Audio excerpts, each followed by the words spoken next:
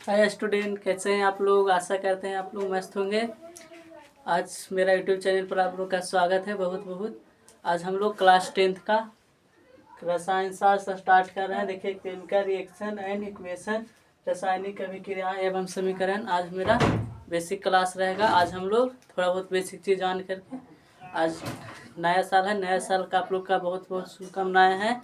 देखिए, हम लोग रसायन विज्ञान का सबसे पहले देखिए रसायन विज्ञान एकदम बेसिक से स्टार्ट करें, एकदम बेसिक से। एकदम बच्चा भी रहेगा ना, जो भी सीख जाएगा। देखिए, सबसे पहले हम रसायन शास्त्र का डिफिनेशन देखते हैं। सबसे पहले एकदम बेसिक से चलिए। देखिए, रसायन शास्त्र किसे कहते हैं। रसायन विज्ञान किसे कहते हैं। रसायन विज्ञान किसे कहते हैं। देखिए, आज हम लोग एकदम बेसिक से स्टार्ट करेंगे। एकदम जैसे कोई स्टूडेंट 9 अगर नहीं हो भी ना पढ़ा होगा, 9th क्लास, जिसको एक बार अगर 10वां में भी पढ़ेगा ना, उसको समझ में आ जाएगा। आज मेरा बेसिक क्लास है। देखिए, विज्ञान की वह शाखा जिसके अंतर्गत पदार्थों के गुण संरचना और संगठन का भी क्रिया किया जाता है, उसी को रसायन विज्ञान कहते हैं। जैसे देखिए, जैसे मान लीजिए रसायन विज्ञान हमको क्या सिखाते पढ़ते हैं। देखिए, विज्ञान की वह शाखा, देखिए डिफिनेशन लिख रहे हैं। विज्ञान की वह शाखा जिसके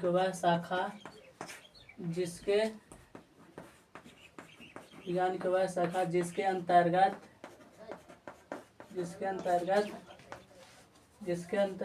पदार्थों के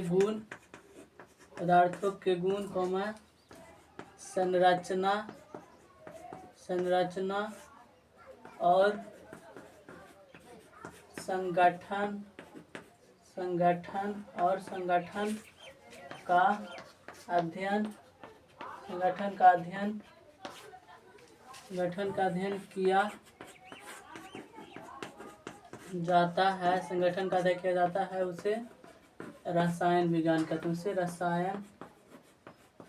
उसे रसायन विज्ञान कहते हैं। देखिए, रसायन विज्ञान का डिफिनेशन देखिए। विज्ञान की वह शाखा जिसके अंतर्गत पदार्थों के गुण संरचना और संगठन का अध्ययन किया जाता है, उसे रसायन विज्ञान कहते हैं। देखिए, रसायन विज्ञान का पिता कौन है। अभी देखिए, रसायन विज्ञान का पिता एंटोनी लेवोजियर को कहा जाता है। याद रखिएगा, रसायन विज्ञान का पिता एंटोनी लेवोजियर को कहा जाता है। देखिए, हम लिख रहे हैं रसायन विज्ञान का पिता। देखिए, रसायन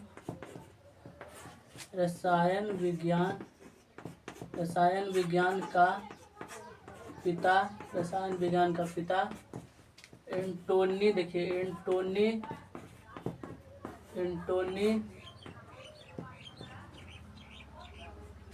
एंटोनी लेवोजियर को कहा जाता है। लेवोजियर को कहा जाता है।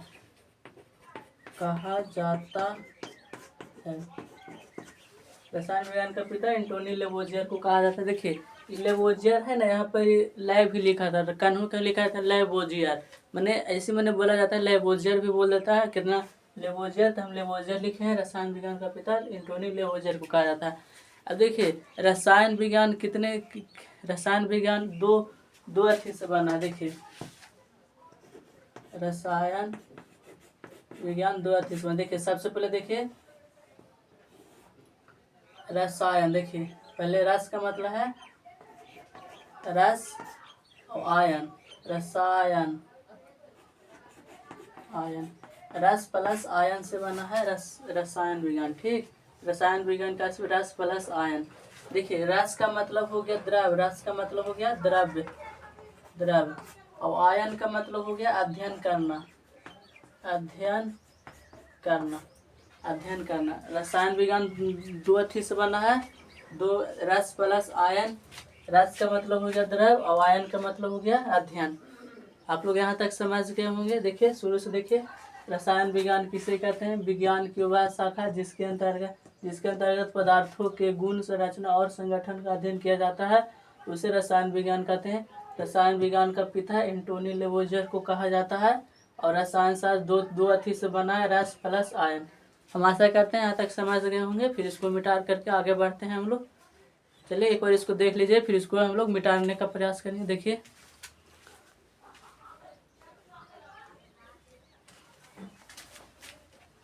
चलिए इसको अब हम लोग मिटा रहे हैं।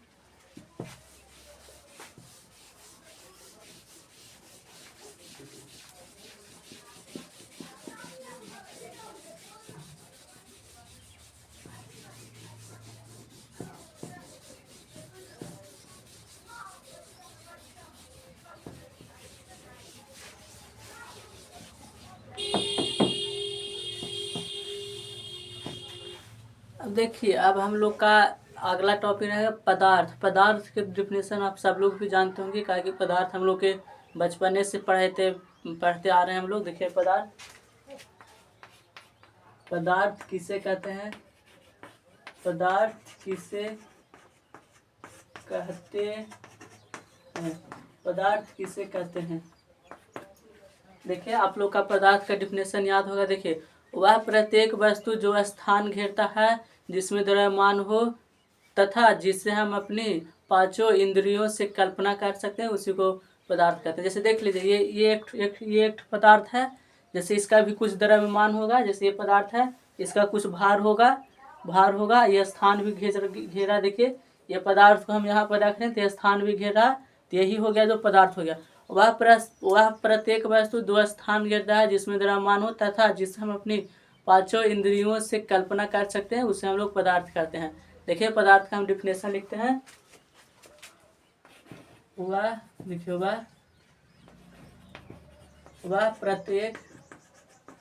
प्रत्येक वस्तु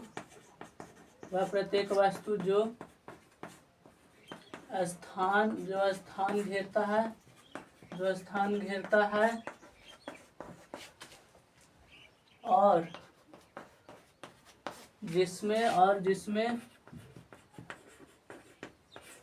और जिसमें द्रव्यमान होता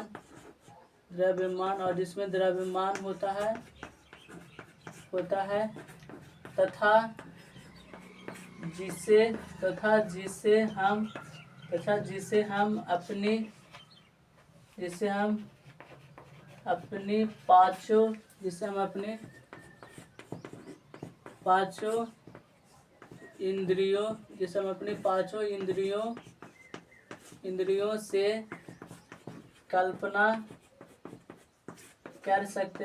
जिसे हम अपनी पांचों इंद्रियों से कल्पना कर सकते हैं, उसे पदार्थ कहते हैं। उसे पदार्थ कहते हैं। देखिए, वह प्रत्येक वस्तु जो स्थान घेरता है और जिसमें द्रव्यमान होता है, यह स्थान भी घेरेगा, इसमें द्रव्यमान भी होता है तथा जिसे हम अपनी पांचों इंद्रियों से कल्पना कर सकते हैं। पांचों इंद्रियों मतलब समझते हैं? पांचों इंद्रियों मतलब हाथ हो गया, आँख हो गया, नाक हो गया, कान हो गया, मैंने सबसे मतलब हम लोग कल्पना कर सकते हैं कि ये पदार्थ है। ठीक। और देखिए पदार्थ मुख्य रूप से तीन अवस्था में होता है। जैसे ठोस हो गया, द्रव हो गया और गैस हो गया। देखिए पदार्थ मुख्य रूप से तीन अवस्था में होता है। लिखते हैं पदार्थ मुख्य रूप से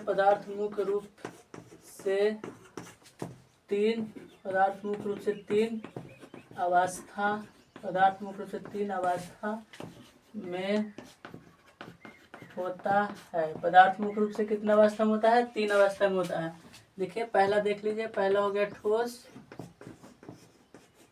ठोस हो गया, दूसरा हो गया द्रव हो गया, ठोस द्रव, और थर्ड वाला हो गया गैसीय अवस्था।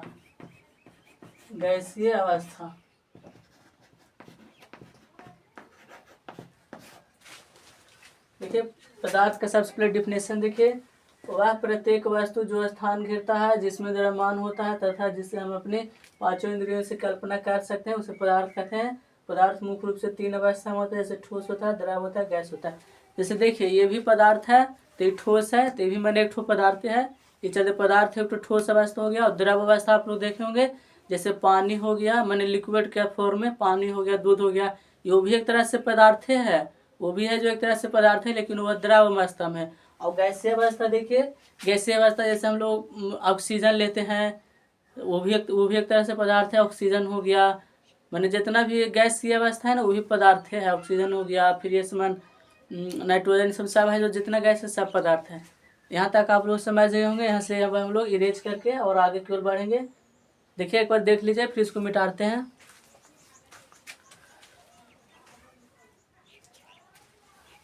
अब चलिए इसको हम लोग मिटा रहे हैं।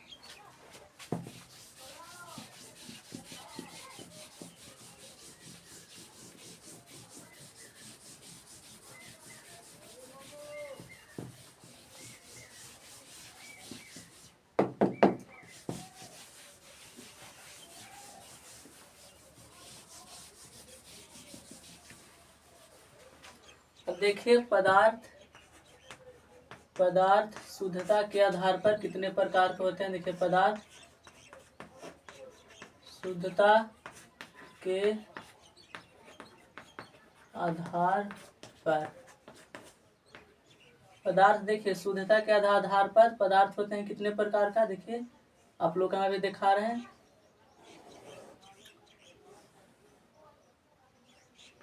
देखिए शुद्धता के आधार पर पदार्थ होते हैं दो प्रकार का। एक ठो होते हैं शुद्ध पदार्थ, एक ठो होते हैं अशुद्ध। देखिए एक ठो शुद्ध होते हैं, दूसरा अशुद्ध होता है। जैसे देखिए हम इसका लिख रहे हैं शुद्ध।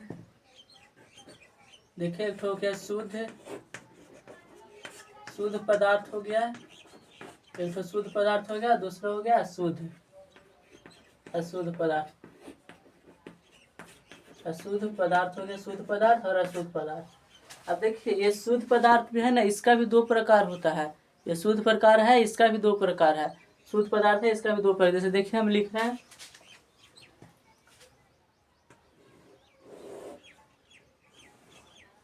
इसका हो गया तत्व हो गया और दूसरा हो गया यौगिक। तत्व हो गया और यौगिक हो गया। देखिए इसका भी दो प्रकार का हो गया। शुद्ध पदार्थ का भी दो प्रकार है, पहला हो गया तत्व और दूसरा हो गया यौगिक। अब देखिए अशुद्ध पदार्थ का एक प्रकार है। देखिए अशुद्ध पदार्थ एक प्रकार का है, मिश्रण है। जैसे देखिए इसका में से लिखते हैं मिश्रण। इसका हो गया मिश्रण हो गया। अशुद्ध पदार्थ का एक ठो है, एक ठो प्रकार है मिश्रण है शुद्ध पदार्थ का, तत्व और यौगिक। अब देखिए ये तत्व है ना, ये तत्व भी तीन प्रकार का होता है। ये तत्व है ना, ये तत्व भी तीन प्रकार का होता है, धातु, अधातु और उपधातु। और ये यौगिक है ना, यौगिक होता है दो प्रकार का, सह संयोजक यौगिक और आयनिक यौगिक। तो देखिए हम सबका नाम लिख रहे हैं। धातु दो प्रकार का होते हैं, भले तत्व होते हैं तीन प्रकार का। पहला में देखिए धातु हो गया।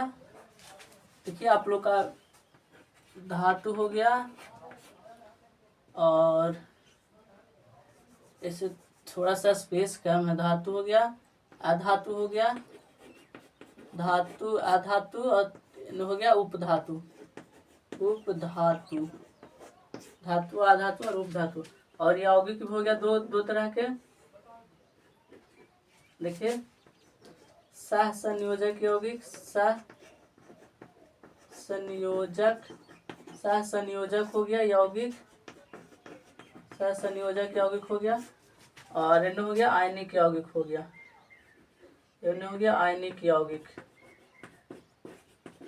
सह संयोजक यौगिक, आयनिक यौगिक। अब देखिए मिश्रण होता है दो प्रकार का। जैसे समांगी मिश्रण हो गया, विसमांगी मिश्रण। देखिए मिश्रण होता है दो तरह का। देखिए पहला हो गया समांगी मिश्रण, समांगी मिश्रण हो गया, समांगी मिश्रण। और इन्हें हो गया विसमांगी मिश्रण, विसमांगी मिश्रण हो गया। देखिए आप पदार्थ के शुद्धता के आधार पर देख लीजिए। पदार्थ दो प्रकार के होते हैं, एक ठो शुद्ध पदार्थ हो गया, एक ठो अशुद्ध पदार्थ। अब देखिए शुद्ध पदार्थ भी दो प्रकार के होते हैं, तत्व हो गया और यौगिक हो गया। अब देखिए अशुद्ध पदार्थ एक एक प्रकार के होते हैं, जैसे मिश्रण हो गया। अब देखिए तत्व भी 3 तरह के होते हैं, जैसे धातु हो गया, अधातु हो गया और उप धातु हो गया। और देखिए यौगिक भी 2 प्रकार के होते हैं, सह संयोजक यौगिक हो गया, आयनिक यौगिक हो गया। और देखिए मिश्रण भी होते हैं 2 प्रकार का, समांगी मिश्रण हो गया, विसमांगी मिश्रण हो गया। जैसे देखिए ये चैप्टर में हम लोग ये चैप्टर में अभी हम लोग ज़्यादा करके तत्व पर ध्यान देंगे। ये तत्व देख रहे हैं ना, ये तत्व पर ध्यान देंगे, तत्व, यौगिक और मिश्रण। और जैसे ये धातु हो गया, अधातु हो गया, धातु, अधातु और उपधातु, ये भी क्लास 10th में ही पढ़ना है, लेकिन चैप्टर 3 में पढ़ना है। इसी तरह मैंने अभी इसको पर फोकस हम नहीं करेंगे, ज़्यादा इस पर करेंगे। देखिए तत्व, तत्व किसे कहते हैं? तत्व वह शुद्ध पदार्थ है जो केवल एक ही तरह के परमाणुओं से मिलकर बना होता है, उसे हम लोग तत्व कहते हैं। अच्छा आप लोग बताइएगा, आप लोग मैंने आप जैसे देखिए धातु की संख्या कितना है? धातु की संख्या 93 है, धातु की संख्या 93 है। और अधातु की संख्या 18 है, 18 है, अधातु की संख्या 18 है। और देखिए उपधातु की संख्या 7 है। सबसे पहले समझिएगा, ये धातु का संख्या हो गया 93 हो गया, और अधातु का संख्या हो गया 18 हो गया, 18 हो गया, और उपधातु का संख्या कितना हो गया? 7 हो गया। देखिए आप लोग इसको देख लीजिए, फिर इसको मिटा करके इसका डिफिनेशन देखते हैं। एक बार इसको देखिए, फिर इसको हम लोग मिटाने का प्रयास करेंगे। देखिए एक बार, चलिए अब अभी इसको मिटा रहे हैं।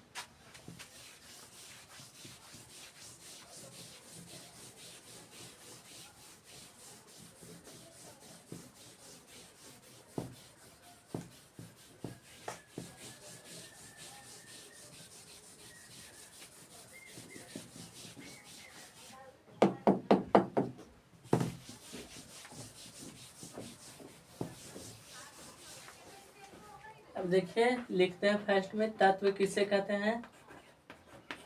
तत्व किसे कहते हैं? देखिए तत्व किसे कहते हैं। देखिए हम आप लोग का इतना बेसिक चीज़ बताने का मतलब एकदम बेसिक से चल रहे हैं। जैसे इसलिए चल रहे हैं ना बेसिक से, कि जैसे मान लीजिए कोई बच्चा अगर 9th न भी पढ़ा होगा, 9th में केमिस्ट्री अगर नहीं भी पढ़ा होगा, तो अगर एक 10th भी पढ़ेगा ना, तो उसको एकदम बेसिक से समझ में आ जाएगा, एकदम बेसिक से चल, एकदम नीचे लेवल से। जैसे तत्व उससे देखिए तत्व, देखिए हम डिफिनेशन लिख रहे हैं तत्व का।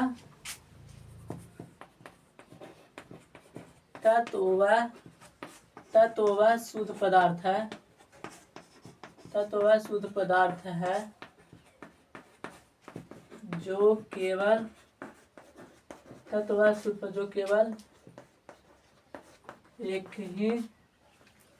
एक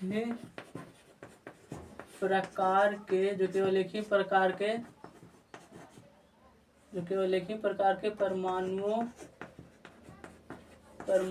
से मिलकर बना होता है, जो केवल एक ही प्रकार के परमाणुओं से मिलकर बना होता है, उसे तत्व कहते हैं। अब देखिए जैसे तत्व आप लोग का 1 से लेकर के अभी 30 तक याद होना चाहिए। जैसे देखिए तत्व 1 से लेकर 30 तक याद होना चाहिए। अब देखिए यौगिक किसे कहते हैं? यौगिक,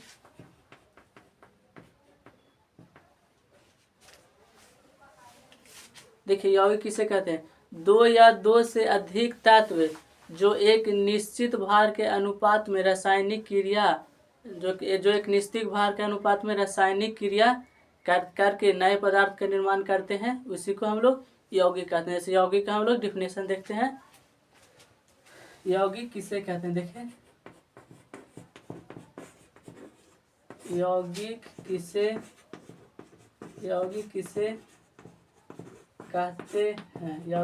कहते हैं। देखिए 2 या 2 से अधिक तत्व एक निश्चित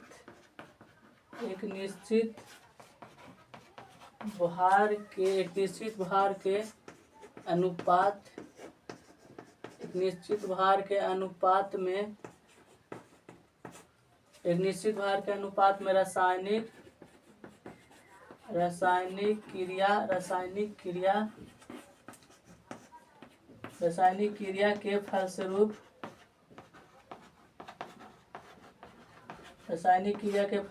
एक नए पदार्थ का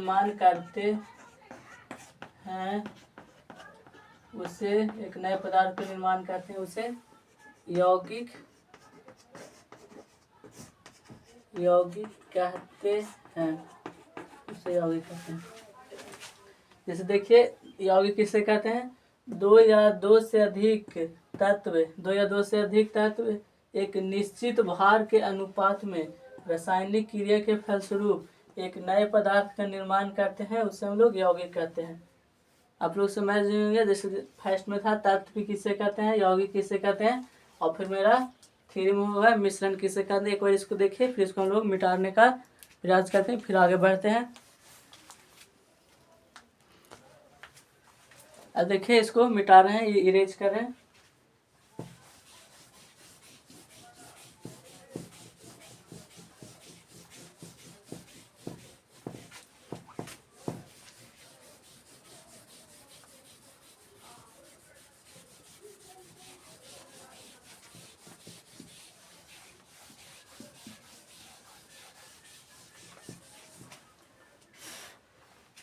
देखिए थर्ड में मिश्रण किसे कहते हैं, देखिए मिश्रण किसे कहते हैं। मिश्रण दो या दो से अधिक पदार्थों का संयोजन है जो रासायनिक रूप में नहीं किया जा सकता है। मतलब मिश्रण है, तो जैसे मान लीजिए कि मिश्रण किसे कहते हैं, जैसे 1 केजी चावल है, 1 केजी गेहूँ है, इसको हम लोग मिला दिए तो ये हो गया मिश्रण हो गया। इसको हम लोग मिला दिए तो फिर इसको मिश्रण बोलेंगे। यही इसी को कहते हैं। देखिए मिश्रण का डिफिनेशन लिखते हैं। देखिए मिश्रण दो या दो से अधिक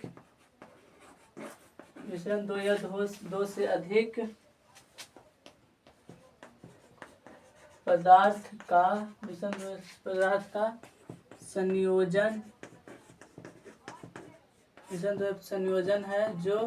है जो रासायनिक रूप में नहीं किया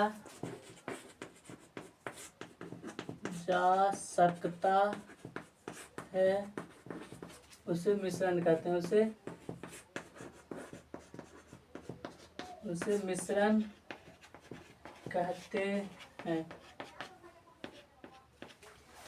देखिए मिश्रण का हम लोग डिफिनेशन देख लें। जैसे देखिए मिश्रण किससे कहते हैं। मिश्रण दो या दो से अधिक पदार्थ का संयोजन है जो रासायनिक रूप में नहीं किया जा सकता है। आज हम लोग पूरा बेसिक चीज़ देख रहे हैं, और फिर मिश्रण के बाद हम लोग समझेंगे कि अभिकारक किसे कहते हैं, प्रतिफल किसे कहते हैं, रासायनिक अभिक्रिया किसे कहते हैं। जैसे देखिए इसको मिटा रहे हैं, समझते हैं रासायनिक अभिक्रिया का डिफिनेशन।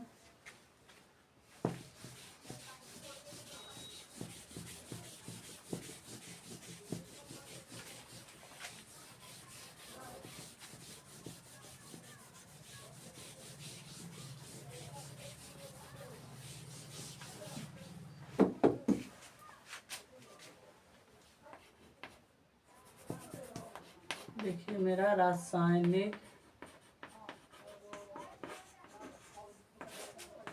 अभिक्रिया किसे कहते हैं, रासायनिक अभिक्रिया किसे कहते हैं। देखिए रासायनिक अभिक्रिया, जब कोई पदार्थ अकेले ही या किसी अन्य पदार्थ के साथ भिन्न गुण वाले एक या अधिक नए पदार्थ का निर्माण करते हैं, उसी को हम लोग रासायनिक अभिक्रिया कहते हैं। रासायनिक अभिक्रिया जैसे हमारे दैनिक जीवन में कई प्रकार के परिवर्तन होते हैं, जैसे दूध से दही बन जाना। यही सब उनको देखिए रासायनिक अभिक्रिया का डिफिनेशन लिखते हैं। जब कोई पदार्थ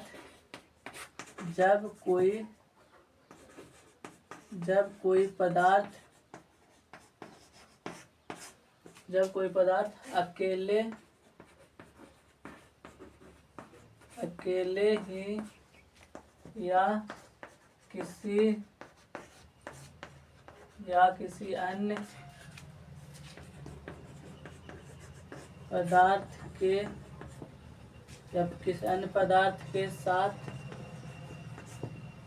अन्य पदार्थ के साथ भिन्न गुण वाले एक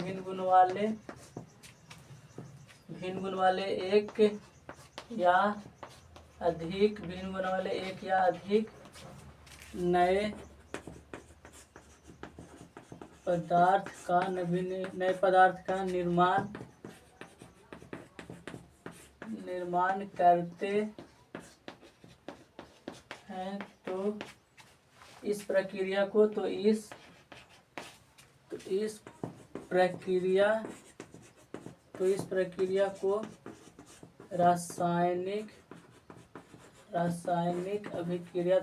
को रासायनिक अभिक्रिया कहते हैं। देखिए रासायनिक अभिक्रिया का डिफिनेशन लिख दिया है। जब कोई पदार्थ अकेले ही या किसी अन्य पदार्थ के साथ भिन्न गुण वाले एक या अधिक नए पदार्थ का निर्माण करते हैं, तो उसे रासायनिक अभिक्रिया कहते हैं। हम आशा करते हैं आप लोग समझ गए होंगे रासायनिक अभिक्रिया का डिफिनेशन। अब देखिए अभिकारक किसे कहते हैं। अभिकारक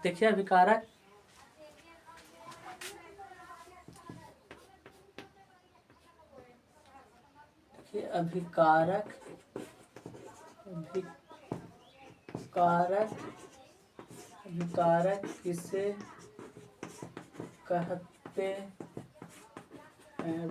किसे कहते हैं। देखिए वे पदार्थ जो रासायनिक अभिक्रिया में भाग लेकर किसी नए पदार्थ का निर्माण करते हैं, उसी को हम लोग अभिकारक कहते हैं। जैसे देखिए हम अभिकारक आप लोग थोड़ा सा एग्जांपल से समझाते हैं। जैसे देखिए H2 + Cl2 देखिए इसको हो जाएगा HCl 2HCl हो गया। देखिए H2 + Cl2 2HCl हो गया। जैसे देखिए वे पदार्थ जो रासायनिक अभिक्रिया में भाग लेकर नए पदार्थ का निर्माण करते हैं। तो देखिए ये दोनों रासायनिक अभिक्रिया में भाग लिया है और देखिए नए पदार्थ का निर्माण कर रहा है, इसी को हम लोग अभिकारक बोलते हैं। देख रहे हैं ना, यही अभिकारक है।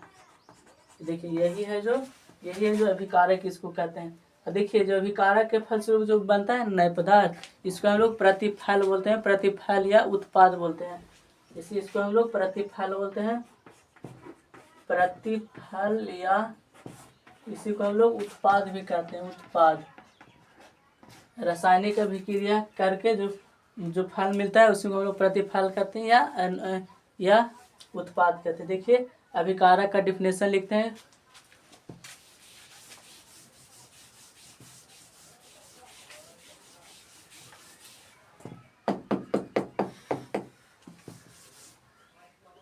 अभिकारक देखिए वे पदार्थ जो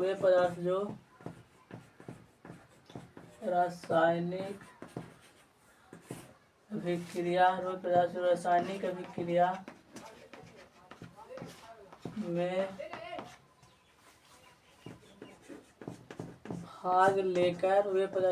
अभिक्रिया में भाग लेकर नए पदार्थ का निर्माण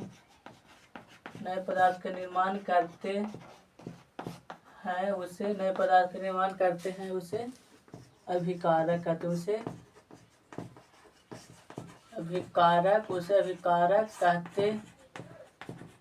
उसे अभिकारक कहते हैं। देखिए अभिकारक का डिफिनेशन वे पदार्थ जो रासायनिक अभिक्रिया में भाग लेकर नए पदार्थ का निर्माण करते हैं उसे हम लोग अभिकारक कहते हैं। अब देखिए अभिकारक हो गया और हम लोग एक नेक्स्ट टॉपिक जानेंगे, प्रतिफल किसे कहते हैं। देखिए इसको देख लीजिए, फिर इसको हम लोग मिटाने का प्रयास करेंगे। एक बार देखिए,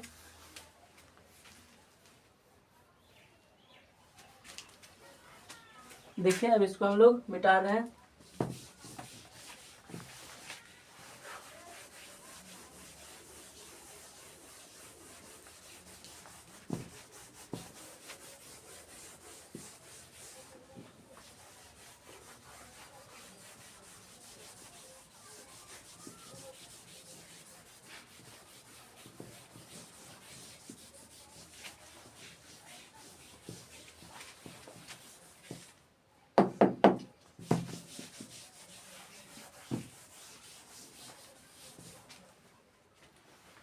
देखिए मेरा नेक्स्ट टॉपिक है प्रतिफल या उत्पाद किसे कहते हैं। उत्पाद किसे कहते हैं, प्रतिफल या उत्पाद किसे कहते हैं। देखिए रासायनिक अभिक्रिया के फलस्वरूप बने नए पदार्थ को हम लोग प्रतिफल या उत्पाद कहते हैं। जैसे देखिए हम आपको डिफिनेशन लिख रहे, मान लीजिए एक ठो एग्जाम्पल से समझा रहा आप लोग के। देख लीजिए एग्जाम्पल, देखिए एक ठो रासायनिक अभिक्रिया जैसे H2 + Cl2 तब हो गया HCl हो गया 2 हो गया। देखिए रासायनिक अभिक्रिया के फलस्वरूप बने नए पदार्थ को प्रतिफल कहते हैं। प्रतिफल ये जाए और नया पदार्थ बना ना, इसी को हम लोग प्रतिफल कहते हैं। प्रतिफल, इसी को हम लोग प्रतिफल या उत्पाद भी इसको बोलते हैं, उत्पाद। आप लोग हम आशा करते हैं कि आप लोग समझ गए होंगे। इसको मिटा के इसका डिफिनेशन लिखते हैं।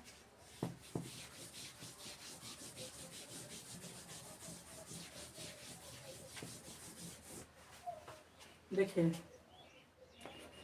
रासायनिक अभिक्रिया के फलस्वरूप रासायनिक अभिक्रिया के फलस्वरूप बने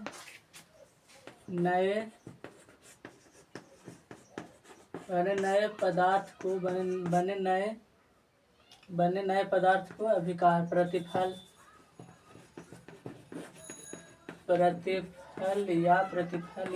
या उत्पाद कहते हैं। प्रतिफल या उत्पाद कहते हैं।